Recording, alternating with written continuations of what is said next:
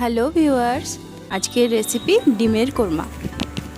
কোরমা বানানোর জন্য এখানে আমি 7টা ডিম নিয়েছি।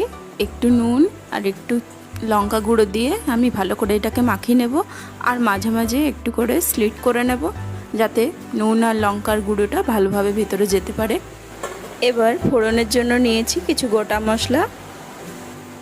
একটা প্যান গরম করে নিয়ে কিছুটা দিয়ে দেব রিফাইন্ড অয়েল। এবার কেটে রাখা পেঁয়াজের টুকরোগুলোকে দিয়ে দেব, আর মিডিয়াম টু লো আঁচে আমরা এটাকে পুরোপুরি ভালোভাবে মুচমুচো করে ভেজে নেব। পেঁয়াজগুলো তেল থেকে ছেঁকে নেব, তারপর দিয়ে দেব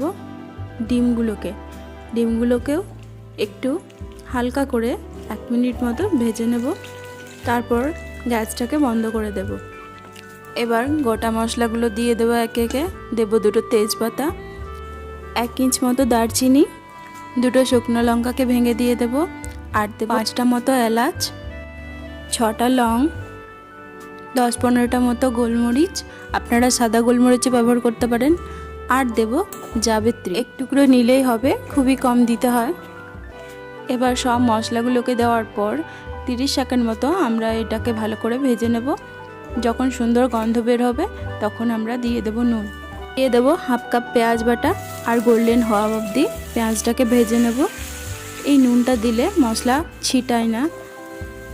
এবার দেব 1 চামচ আদা রসুন পেস্ট, আর এটাকে ভালোভাবে কষিয়ে নেব যতক্ষণ না অবধি কাঁচা গন্ধ যায়। 1 কাপ দই আর 20টা মতো কাজুকে খুব ভালোভাবে পেস্ট করে রেখেছি, এটাকে দিয়ে এবার লো আছে সমস্ত মশলাগুলোকে আমরা ভালোভাবে কষিয়ে নেব। এবার দিয়ে দেব ধনে গুঁড়ো 1/2 চামচ, জিরে গুঁড়ো 1/2 চামচ, আর লাল লঙ্কার গুঁড়ো 1/2 চামচ। এই মশলাগুলো দেওয়ার পর আবার ভালোভাবে কষিয়ে নিতে হবে। যত ভালোভাবে মশলাটা কষানো হবে তত রান্নার স্বাদটা তত বেশি ভালো হবে। এবার মশলাটা যখনই শুকিয়ে আসবে তখনই আমরা দিয়ে দেব অল্প অল্প করে দুধ।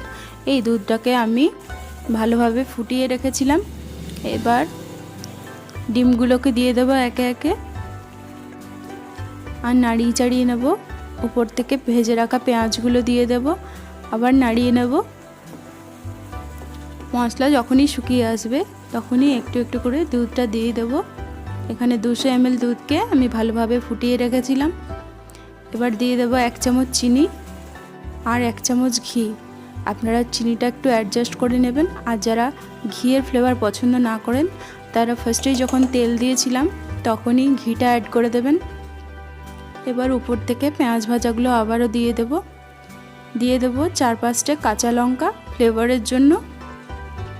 যারা ঝাল খেতে চান তারা স্লিট করে দেবেন। ঢাকা চাপা রাখার পর 5 মিনিট পর ফিরে আসবো। গ্রেভিটা এই পর্যায়ে আসলে গ্যাসটা অফ করে দেব। আপনারা বেশি গ্রেভি চাইলে দুধের পরিমাণটা একটু বাড়িয়ে দেবেন।